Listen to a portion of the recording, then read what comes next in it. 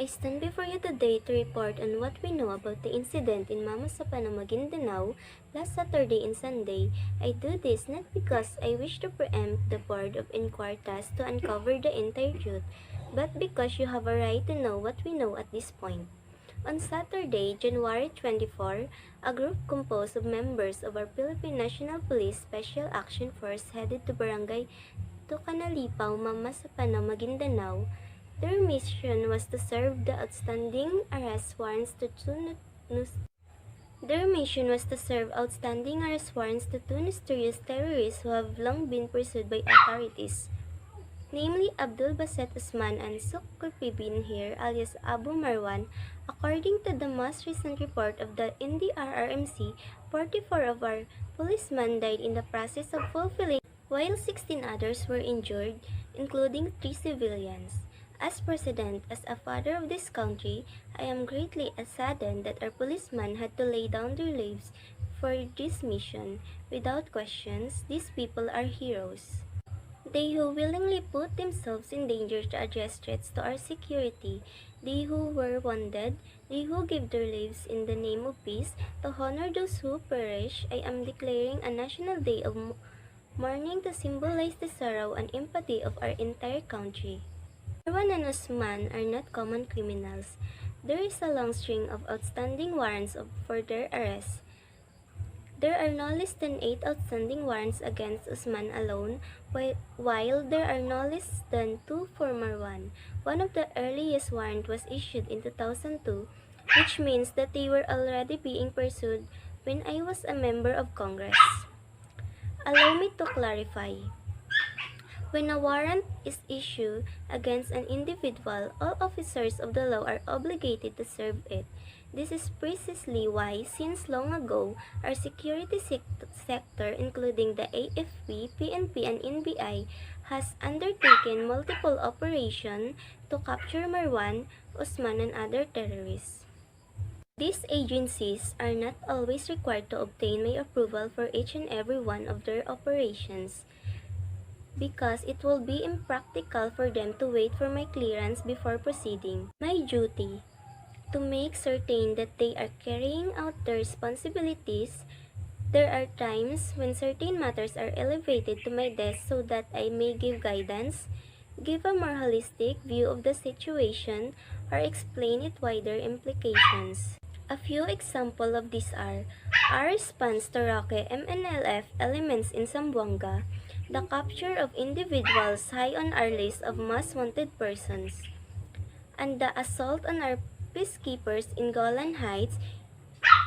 In the Golan Heights case, the decision of whether or not to depart could not simply be left to our battalion commander there. As the persons primarily responsible for foreign relations, I had to be consulted to make certain that we are likewise upholding our obligation to the United Nations. Marwan is part of the Central Committee of the Jemaah Islamiyah, which was responsible for the Bali bombing in Indonesia. In this incident, 2 consecutive blasts occurred, which meant that first responders are individuals who had not left the area were also affected. 202 people died, and Marwan was a suspect in this case. In Cagayan de Oro in 2012, Marwan attempted to replicate this modus. The second bomb did not explode as it was discovered ahead of time. Yet, 2 people still died as a result of this incident. There are allegations that in 2006, Marwan, along with Ombra Cato, led a plot to plant a bomb to assassinate the governor of Maguindanao. Andal Ampatuan, Marwan's membership in international terrorist network means that he has the capacity to acquire the knowledge, the equipment, the funding, and the necessary safe havens for these fellow terrorists. This is why he was considered the primary target of the operation. Usman, on the other hand, is connected to 9 bombing incidents in Mindanao. He is the primary accused in the bombing in General Santos, which 15 people died and 60 was injured. Together with another terrorist named Mawiya, Marwan and Usman committed several acts of terrorism in various parts of Mindanao. They are also both known bomb-making trainers. There are reports that they ran factories of improvised explosive devices, which they sell to fellow terrorists. They have injured and killed many people, and they continue to threaten the safety of our citizens as long as they roam free. I emphasize it is stated in Article 2, Section 4 of our Constitution that the primary duty of government is to serve and protect the people. This is why when our police force uncovered the precise location of Marwan and Usman, they decided to take action and serve the warrant of the two individuals. Our authorities scattered actionable intelligence. They found just the region, the province, or the municipality, but the very house in which the two were hiding. Not acting on this knowledge would make it possible for Marwan and Usman to escape, which would mean that the long process of gathering information would have to start all over again. It was past 4 in the morning when the SAF reached the stronghold in which Marwan and Usman were hiding. In the encounter that followed, the primary target, Marwan, was allegedly killed upon hearing the gunshots. Usman and his cohorts fought back. Usman and his cohorts fought back. There was also Usman and his cohort fought back. There were also non-combatants spotted in the houses in which Marwan and Usman were located. It was necessary for our forces to close the distance to avoid involving the innocent. Marwan's house was the first attack. Usman responded, and the element of surprise, which was necessary to avoid detection, was lost. This is why the SAF decided to withdraw and with their companions, who were securing their exit route from the area where the encounter occurred. It appears that it was during the withdrawal when the bloodiest part of the clash happened. Like so many others, I have many questions surrounding the incident, and I expect the Board of Inquiry to uncover the truth behind this incident. In the briefings the PNP gave me about the continuing operation against Marwan and Usman, I repeated countless times that the need for proper, sufficient, and timely coordination. The terrain covered by this operation is complicated, muddy with swampland, and there is even the need for our SAF to cross a river to reach their destination. There are also many other forces scattered in the area, the BIFF, MILF, and even a private armed group. Even if the MILF and BIFF now constitute two different groups, many of them are by affinities. Strangers cannot just enter their territory quietly and carefully, otherwise their targets may have been alerted. It is precisely because the force of the SAF were much smaller than the surrounding numbers who could intervene that it was important for the armed forces to be ready to position their troops, rescuers, and equipment like cannons or artillery should our police require support. They needed sufficient notice to place their troops where they would be of greatest assistance. Encounters, had the assistance of the armed force been necessary, they would not have been able to arrive at a moment's notice, especially because the members of the 6th Infantry Division who were nearest to the action have other duties. To my repeated reminders about the necessity of coordination, the director of the SAF answered, "Yes, sir." All that he said was that operational security, or the restriction of information only to those who needed to know, was likewise necessary.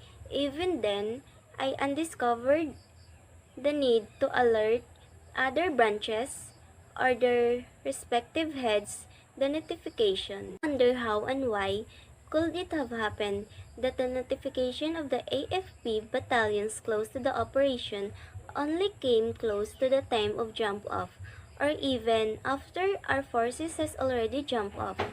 The problem there was that the soldiers who were members of the battalion assigned to guard the main supply routes to this location were scattered in different areas.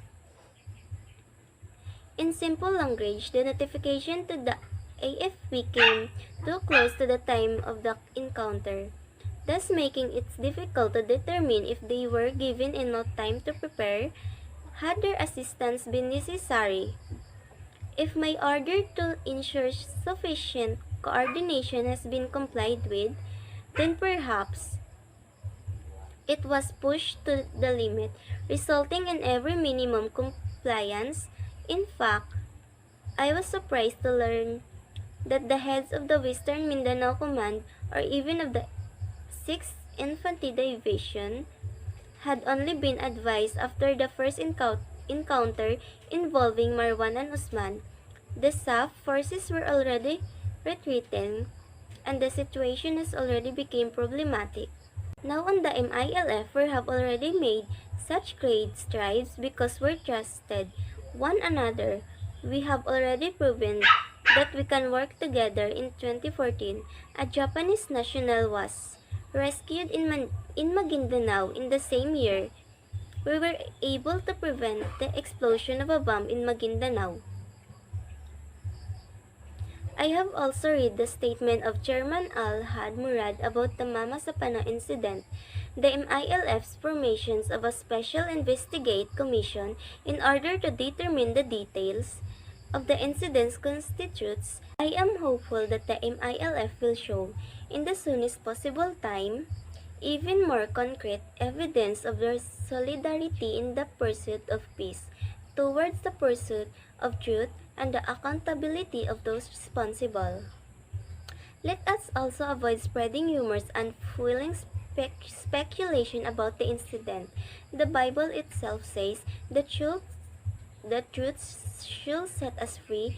This is already a board of inquiry assigned to uncover the whole truth. Let us wait for the result of their findings. We have already come such a long way in our quest to realize the peace that we have long desired for Muslim Mindanao. All sides exhibited great trust to reach this point. The incident in Mama Sapano has already given rise to those who want to take advantage of this tragedy to undermine that trust. They wish to derail the peace process. There are even some already calling for a halt to the passage of the Bangsamoro Basic Law in the House of Representatives and the Senate. This should not happen. The success of the entire peace process is contingent on this law. If this law escapes from being passed at the soonest possible time, the peace process will be derailed. The status quo will remain. If that happens, we cannot hope for anything but the same result. Citizens who take to the mountains after losing hope, individuals keep from gaining justice, who instead choose to exact violence on their fellow men. It will be as if we help Marwan and Usman to reach their goals. Do we want to return to the point when communities are ready, at a moment's notice, to flee the evacuation centers because of the threat of an encounter? If there were to happen, who will benefit? If the peace process were derailed, how many people graves would we have to dig? How many more children will idolize Marwan? How many will want to grow up to be Usman? How many engineers will choose to build bombs rather than buildings? Let us also remember, the members of the SAF lost their lives while fulfilling their duty to maintain the peace. If the peace process fails, if we return to the status or if the violence were to worsen, is this not the exact opposite of the cause to which they gave their lives? It is not true. In facing this challenge, in order to realize peace, should we not link arms more tightly and pursue with greatest determination the next steps in the process, like passing the BBL, forming the Bangsamoro Transition Authority, widening the opportunities for all, and correcting a political system where a few benefit to the detriment of the majority of our countrymen? To the families of the staff members who perished, I fully sympathize with your grief. I know that this grief may be accompanied by worries about your future, especially if your loved ones who sacrificed their lives were also your breadwinners. I guarantee the state will give in the maximum assistance it can within the limits of the laws and rules. On these occasions. I also take the opportunity to appeal to the public, if possible. Let us extend our utmost support to the bereaved and maximize the help we can give to the families of those who fell in recognition of the valor of these heroes who gave their lives for the realization of the peace we have long desired.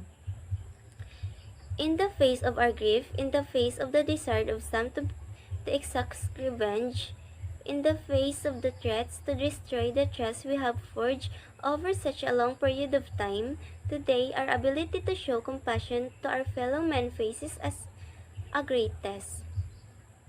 This is why to all of my countrymen who desire peace, for lawmakers, to the members of the uniformed forces, to the leader of the MILF, to our countrymen in the Bangsamoro, and to every decent Filipino, let us show what we as a country united by a single aspiration can reach. Let us the ultimate sacrifice ensure that the ultimate sacrifice made by some member of the staff does not go to waste. We will gain justice in time through the right processes and without letting go of our dream to realize a widespread and lasting peace. Thank you and good evening.